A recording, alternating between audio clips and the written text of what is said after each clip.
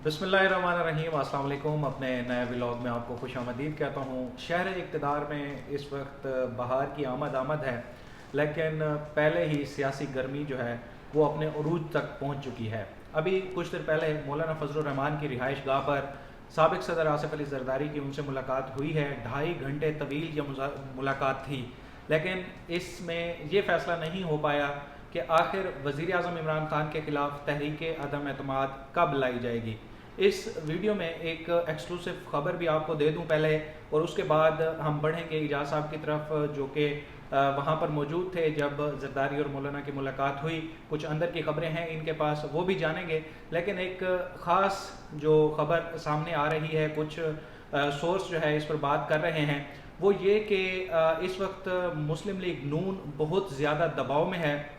वो इस तरह कि वो एक बार फिर से जरदारी के ट्रैप में आने को तैयार नहीं है, क्योंकि पहले जो यूसुफ रज़ा गिलानी वाला एक एपिसोड चल चुका है और उसके बाद पीडीएम का शिराजा बिखरा, तो अब मुस्लिम लीग नून को ये लगता है कि जरदारी साहब काफ लीग को पंजाब में लाकर और शहबाज शरीफ को मरकज़ में लाकर एक दफ़ा फिर कोई हमारे साथ कोई गेम करने वाले हैं, या फिर पंजाब में और मरकज़ में शहबाज शरीफ का जो नाम ये लाया जा रहा है और पंजाब में काफ लीग का नाम लाया जा रहा है, तो इस तरह से एक हाइप क्रिएट की जा रही है और एक पीक पर जाकर काफ लीग और जरदारी साहब कोई ऐसा जो है कार्ड ना खेल दें कि जिससे मुस्लिम लीग नून का नाकाबिल तलाफ़ी सियासी नुकसान हो।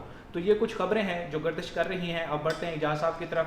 सर, आप मौजूद थे वहाँ पर मौलाना की रिहाइश गाह पर, क्या खबरें हैं? आखिर क्यों नहीं डिसाइड हो पा रहा? अब वैसे जब भी ये क्या है शरीफ ख़ानदान में कि जब भी कोई इंपॉर्टेंट टाइम आता है ये बीमार हो जाते हैं। देखिए, ये आपके जो आखिरी बात है ये बड़ी इम्पॉर्टेंट है। आप माजी में देख लें, जब भी कोई अहम मरहला आया, कभी शहबाज शरीफ की तबीयत ख़राब हो गई, कभी किसी और की, लेकिन आज जो मैं समझ पाया हूँ, 2-3 चीज़ें बहुत अहम हैं। एक तो ये खदशात ये मुस्लिम लीग नून की जानिब से फैलाए जा रहे हैं। हालांकि अगर आप देखें पॉलिटिकली इसको अगर आप देखें तो आसिफ जरदारी का स्टेक ज़्यादा बड़ा है। उसकी वजह यह है कि पाकिस्तान पीपल्स पार्टी ये कह रही थी पीडीएम को कि तहरीक अदम इत्तेमाद पर आए, पीडीएम अब तहरीक अदम इत्तेमाद पर आ गई है। जरदारी कह रहे थे कि मैं गारंटी करता हूँ कामयाब होगी, और फिर इस वक्त सारी हॉक लॉबिंग जो है वो आसिफ अली जरदारी कर रहे हैं। जिन जिन हल्कों से बात करनी है वहाँ भी कर रहे हैं, जिन जिन हुकूमती ताजियों से बात करनी है वहाँ भी कर रहे हैं। और उसी के नतीजे में वो जो आप अभी कह रहे थे कि शहर इक़्तिदार में सियासी मौसम गर्म हो गया है, मौलाना फजलुर रहमान ने बहार के हवाले से एक शेर पढ़कर सूरत हाल की बात कर दी है। उनका ये कहना है कि बहार जाए, खिज़ा जाए, ठीक है ना। तो अब सूरत हाल यही है। लेकिन जो मेरे नज़दीक जो मैं समझ पाया हूँ, क्योंकि मैं वहाँ था, कुछ लोगों से बातचीत भी हो रही थी, जो पोस्ट तहरीक अदम इत्तेमाद सेटअप है उसके हवाले से अभी मामला अड़ा हुआ है कि कौन होगा। फिर सेटअप भी इतना बड़ा मसला नहीं है, क्योंकि पंजाब के बारे में ये डिसाइड हो गया, वो मैं अभी आपको बताता हूँ क्या हुआ। लेकिन जो सर, पहले पंजाब की ही बात कर लेते हैं। देखें, जो मौलाना से सवाल हुआ कि बिलावल भुट्टो ने कहा है कि आप शहबाज शरीफ को मुस्लिम लीग नून को बड़ा दिल दिखाना चाहिए और पंजाब में काफ लीग को जो है वो एडजस्ट करना चाहिए, तो उसके जवाब में जो मौलाना ने जवाब दिया है वो थोड़ा डिस्टर्बेंस वाला जवाब है। उसमें ऐसे लग रहा है कि उनके मामला तो काफ लीग से तय नहीं पाए। जो उन्होंने बात की है कि शहबाज शरीफ साहब ने काफ लीग को इशारे पर बुलाया था लेकिन वो नहीं जा सके, तो ऐसा नहीं होना चाहिए था।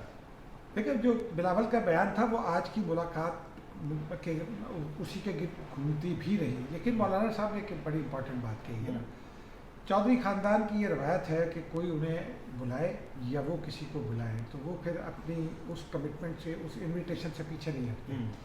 शहबाज शरीफ ने इनवाइट किया था और शहबाज शरीफ साहब ने ये भी कहा था कि मुनीस इलाही को भी लेकर आए।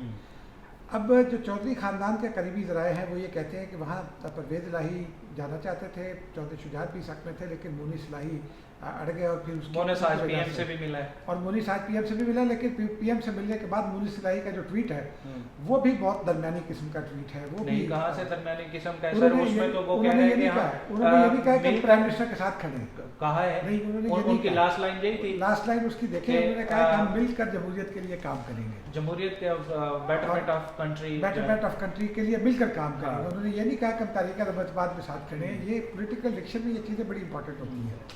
फिर मौलाना साहब से जब ये सवाल हुआ तो मौलाना साहब ने वो उस वाक़े का तज़किरा किया कि वो अगर चले जाते तो हालात दूसरे होते। और मेरी इतरा यही है कि मौलाना साहब ने नवाज शरीफ साहब पर इन्फ्लुएंस कर लिया था। बड़ी हद तक नवाज शरीफ साहब इस बात पर तैयार हो गए थे कि वो गौर करते हैं और साथियों से मशवरा करते हैं, लेकिन चौधरी ख़ानदान की जानिब से जो शहबाज शरीफ साहब की दावत ठुकराई गई।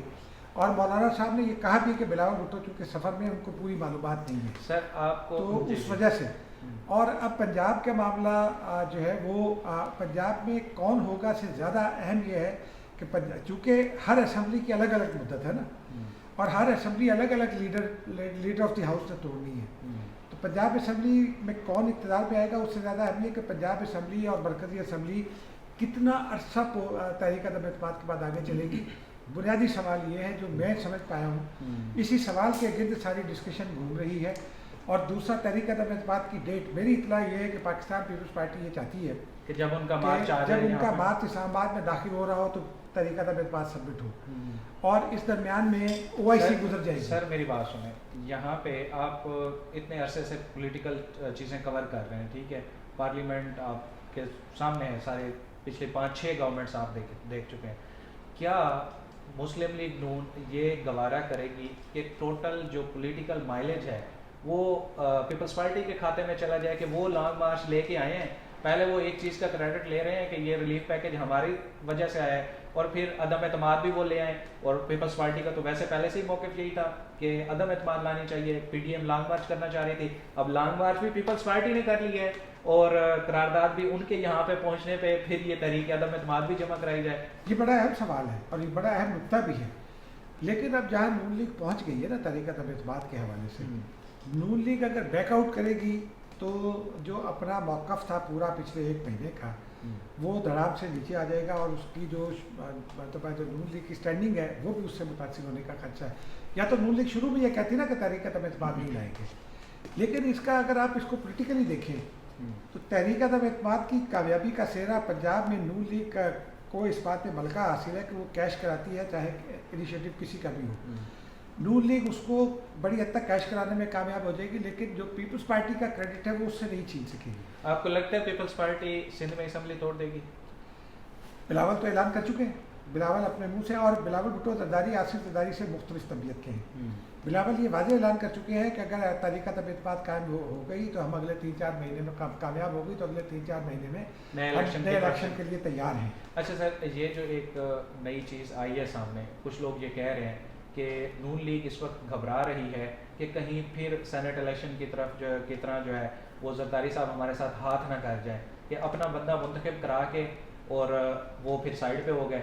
और दूसरा ये कि अब वो ये समझ रहे हैं कि पंजाब में अगली दफ़ा के लिए नून लीग का पत्ता साफ करने के लिए काफ लीग को आगे लाया जा रहा है, और कहीं पीक पे जाके ये तहरीक अदम एतमाद में इनके बंदे, आपको पता है कि बीमार भी हो जाते हैं, कुछ बैरून मुल्क चले जाते हैं, किसी की फोदगियाँ हो जाती हैं, कोई वैसे ही किसी को वैसे ही जो है वो मैदा ख़राब हो जाता है, इस तरह से करके लोग नहीं आते एंड टाइम पे, इस तरह से करके नून लीग के लिए तो बड़ा नुकसान हो जाएगा। देखिए अगर नून लीग ये समझती है तो फिर मेरा ख्याल है ये पॉलिटिकल इमेच्योरिटी है, क्योंकि जिस स्टेज पर नून लीग आ गई है यहाँ से वापसी नून लीग के लिए भी एक तो मुमकिन नहीं है। दूसरी बात यह है कि तहरीक अदम एतमाद अगर कामयाब होगी तो पंजाब में उसका सेहरा बड़ी हद तक नवाज शरीफ साहब के सर बंधेगा, क्योंकि नवाज शरीफ साहब इंस्ट्रूमेंटल हो रहे हैं। और ये जो है ना ये मिथ है एक खाली कि जी अगर परवेज़ इलाही आ जाएंगे तो वो नून लीग को नुकसान पहुँचा देंगे। आपको याद है परवेज़ इलाही वज़ीर आला रहे 5 साल, नून लीग को पंजाब में वो कितना नुकसान पहुंचा सके। हालांकि उस वक्त तो नवाज शरीफ साहब एक डील करके बाहर गए थे ना, नवाज शरीफ साहब की अखलाकी पोजीशन उस वक्त वो नहीं थी जो आज है। अब इस वक्त नवाज शरीफ साहब मुखालिफिन की ज़बान में एक मॉन्स्टर हैं, और जो नवाज शरीफ साहब के साथ है उनकी ज़बान में वो आसमान पर सबसे ज़्यादा बड़ा चमकता हुआ सितारा है सियासत में।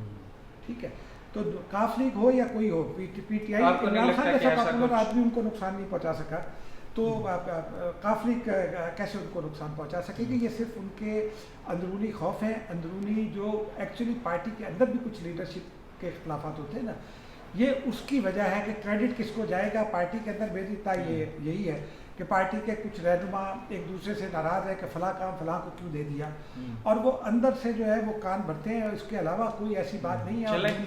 अगर लेगी तो क्रेडिट नून लीग को जो उसका क्रेडिट है वो ज़रूर मिलेगा। ठीक है जी, बड़ी गर्मा गर्मी चल रही है और हम भी हर खबर पर नज़र रखे हुए हैं। इंशाल्लाह आपको मज़ीद भी अपडेट्स देते रहेंगे। अब तक के लिए इतना ही, मुझे दीजिए इजाज़त। अल्लाह हाफ़िज़।